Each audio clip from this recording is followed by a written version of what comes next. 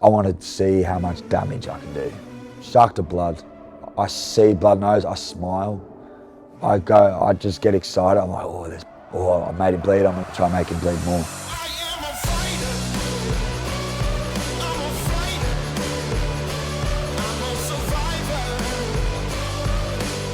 He's an animal. He's pretty much your perfect machine.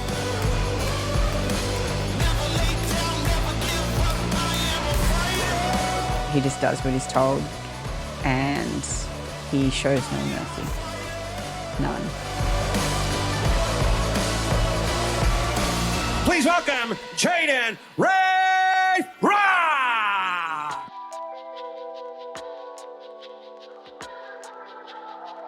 I've been looked at by everybody, and all I'm known as is just that fighter guy, nothing else. Everybody thinks that that kind of lifestyle is all glitz and glam, parties and girls. Like, I'll tell you straight, it's not, and it's far from. You miss birthdays, you miss dinner, you miss Christmases. Like, I used to go to dinners where I used to sit there and eat nothing because I had to diet for a fight. So you used to feel left out of everything. And then when you have a win, you get to enjoy the glitz and glab for a week. And then after that week, all training and shit begins again. Like that last one never happened. You're pushing me, yeah, you're pushing me.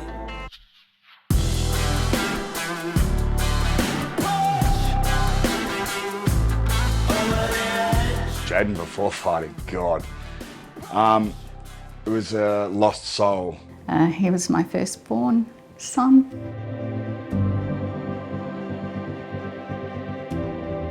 There was quite a lot of hostility between myself and Jayden's father, and then eventually Jayden's stepfather. Was a dropout at school. I think I've got a year 8 pass.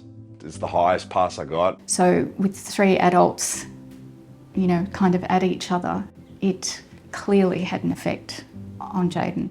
By the age of 15, we couldn't manage him very well. He was quite hostile at home. I was kicked out of home at 16. Gee, this is hard. I had to remove him from the family home. So I guess the intention was that he would live with his dad, but he refused. So at that time we went and got him his own place, and he'd just turned 16. So started off with marijuana, as every 99% of this population has done. And then as I was getting older, we got more venturous and started with ecstasy, speed. Eventually it was going to parties and was given the drug ice. During that time of when I first moved here, the drug train was already moving. Like, I was in heavy use. And then began to get into trouble with the law. I was coming down from a high on this particular day, and I couldn't get in touch with the girlfriend at the time. She only lived around the corner. So I went to the house, banged on the door and said, where the hell is she? And of course the parents, the mother and the stepfather isn't going to tell me where they are because they could see what state I was in. People have got this misconception that when they're high, people are high, they're dangerous. That's not the case. It's more the case that when they're coming down, that's when people are dangerous. They're in that depressive state. They're not happy anymore. I recall him saying something like, my mum should be disgraced with what I've become and whatnot. And don't get me wrong, at this day, I believe, I don't blame him. But at the time, I just snapped, I seen red. I went to my car and grabbed a hammer. And then walked back to the front door and I swung it at him. And like, thank whoever's upstairs that he managed to shut the door in the way, because I left a 2-pound hammer hanging out the door.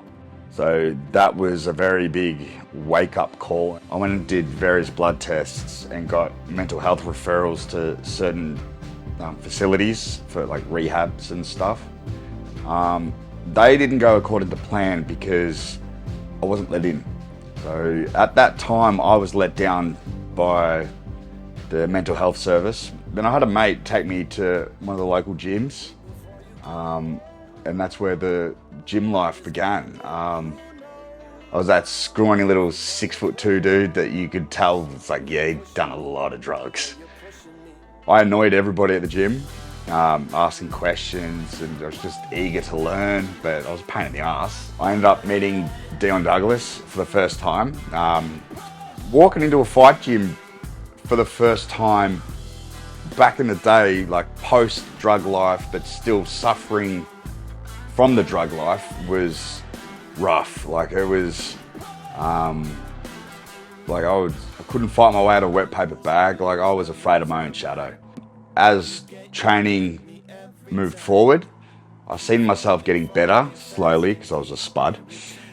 But having that addictive personality that I had, I just became obsessed.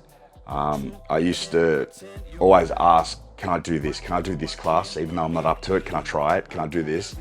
I used to get looked at like, you're gonna get bashed or you're gonna get hurt. And I was just like, so, like, this is awesome. I love it. Like, I'll pay the price. So I went and started my Cert 3 and 4 in personal training. And then that's where the new, like, source of life started for me, like relearning, rebuilding my foundation of life. So I weathered the storms. And proves my right to be there.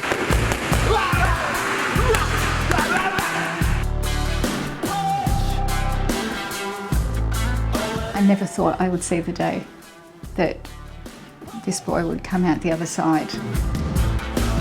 It was all about this chap, Dion.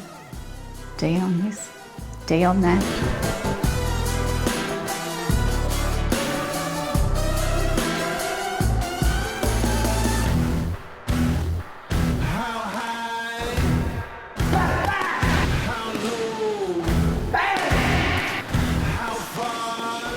Over the next few years, like, I came up against some really strong opponents. My 5th fight, I ended up getting a shot for the Victorian title against an absolute monster. His name is Minin the Char, and what a weapon he turned out to be after the fact as well. I'm all about sportsmanship, but before a fight, there's still a war to be had. I can't understand shaking and telling them, oh, have a good fight. It's like, I hope you have a terrible fight. Afterwards, by all means, best mates. I bought beers for people I fought after a fight and shook their hand after. The criticism I've had of Jayden in the past is not using his jab enough.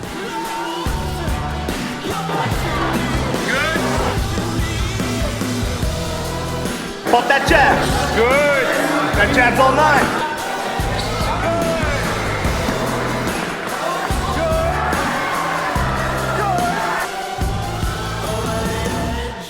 After 24 straight wins, amateur and professional, I ended up losing. I came across a man who ended up beating me. I got TKO'd in the 2nd round, and to this day I've never made an excuse to why I lost, and I'm still not going to, because on that day the better man won. After that fight, I broke. Like, I was on my way to breaking, just with other things happening in life, but that fight, I broke. Like, I ran away from fighting. I ran away from my friends. I let everything go. I got rid of social media. I just disappeared. That was just the final straw on my mental side that broke me. In my own head, I felt that if I ever lost, I'd be nobody. And then I went down a real dark path.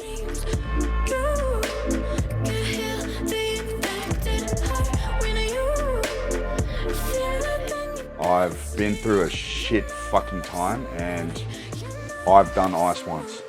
And I'll fucking admit that to everybody, because I am 30 and I'll own my shit. I ran to that like a fat kid would run to cake when he's depressed. That was my case. So after the fight life and then trying to rebuild myself from that, my ex-partner was telling me, was reading certain things about ASD, that which is autism spectrum disorder. And I was like, I ticked a lot of boxes, and I was like, oh. And then I messaged my mum, and so I ended up getting my answer at 27. It's like, yeah, I'm autistic to a point. It's who I am, and am I ashamed of it? No, it's who I am. I remember walking in the doors for my first session after a 3-year-long break. I didn't know what to expect. I was as nervous as I was when I walked in the first day I ever started many years before. But I came in humble. Before I left, all the people that were kids and just starting out were now the people I was sparring against. It's like, I remember training you as a little kid. Jayden came in when I was 15 years old. He was training me in boxing as I was just a little kid messing around, doing jiu-jitsu. He was teaching me how to strike. My first time I met him was, I told him, I bet you if you train me for 4 months, I'll be able to beat you. It did not go to plan. But yeah, it was nice. It was heartwarming. It was really heartwarming just to go home. He treats everyone with respect. His one big rule is, in the ring, they're not your friend, they're your enemy. Outside the ring, you treat everyone with respect, doesn't matter who they are. And that's one of the big lessons he taught me as well. 12 weeks down the track, we got a fight locked in, and his coach said they'll accept it if it's for the amateur state boxing title. Yeah, a 3-year-long break, and I'm coming back for a boxing title fight. Here we go.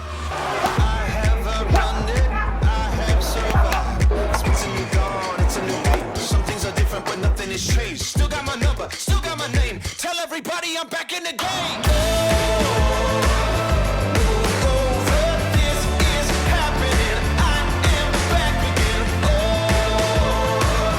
Go on and fade it all to black. I'm back. I'm back. Bigger and better. Finally feeling like I did my family proud of coming home with the title. It was nice. It was warming. It was so heartwarming. Little did I know that turned out to be my very last fight. I had a tear for that in my left shoulder from that entire camp. I just couldn't bear. I wasn't recovering anymore. I had to tell Dion, I go, as much as I don't want to, I need to pull the pin. But he said, you know what, you've ended it on, like, it's a good note to end it on, and by all means, I agree with him.